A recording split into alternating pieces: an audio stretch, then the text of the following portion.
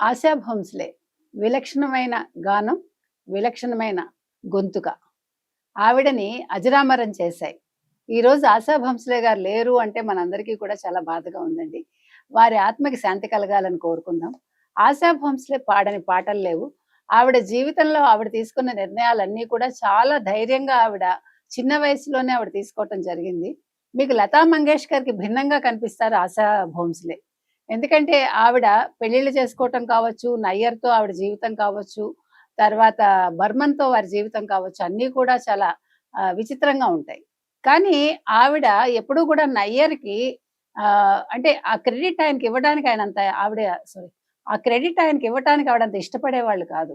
నా గొంతు వాళ్ళ సంగీత బాణీలకు సరిపోతుంది కాబట్టే వాళ్ళు నన్ను ఎన్నుకున్నారు అనేవాళ్ళు. అంటే ఇది కొంచెం ఆవిడ వ్యక్తిత్వానికి మనం నిదర్శనంగా చెప్పుకోవచ్చు. ఆవిడ పాడిన పాటలు 'చురా లియా హై', 'ఏ మేరా దిల్' కావచ్చు, లేతే 'రంగీలాలో' కావచ్చు, లేకపోతే 'హరే రామ హరే కృష్ణ', 'దమ్మారో దమ్' పాట ఇప్పటికీ ఎవర్ గ్రీన్. ఆవిడ పాటలు ఇవాళ విన్నా కూడా అసలు మనకు తెలియకుండా మనని ఉర్రూతలూగిస్తాయి అవి. అసలు అటువంటి గాయని మనకి లేరు అంటే ఆశ్చర్యంగా ఉంది, బాధగా ఉంది. ఎందుకంటే ఆవిడ ఎన్నో అవార్డ్స్ గెలుచుకున్నారు. 92 ఏళ్ల వయసులో ఆవిడ గుండెపోటుతో మరణించారండి. మరొక్కసారి వారికి నివాళులర్పిస్తూ ఆశా భోంస్లే లాంటి మరో గాయని పుడతారా అనే ఒక సందేహంతో ఈ వీడియో ముగిద్దాం.